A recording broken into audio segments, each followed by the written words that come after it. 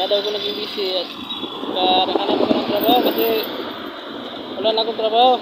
Hindi na ako maniwan ng pagpasahero ng jeep kasi bininda na akong mayari.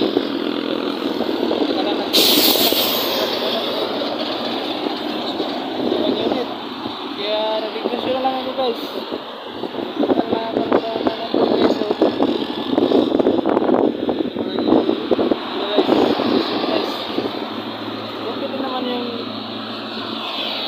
Kasi yung kikitain mo doble sa kapital. Saka ito marami yan kanina guys. Hanggang dito guys. So malapit ang ito na. Kaya nagpahinga muna ako kasi masyadong mainit.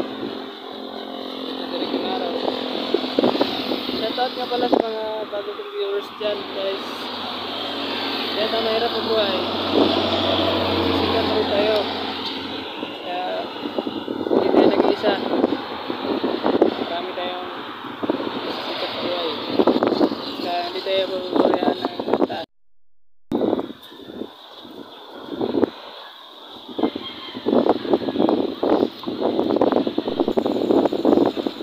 Guys, sa dugay na kong batay-batay nakabot ko sa may baybay guys.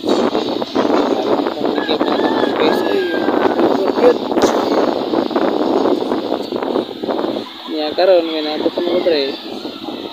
Silpi-silpi na lang pag dre sa atay baybay kay hindi sa issue.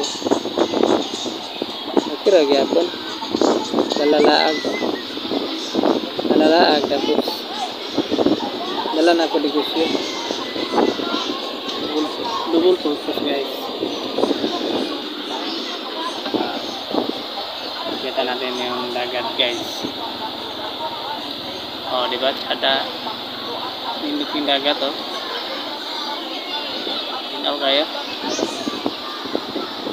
Muna itsura sa dagat rin sa may baybay sa pool. Cebu City. Oh, ako naging gito doon pag silpi-silpi. No.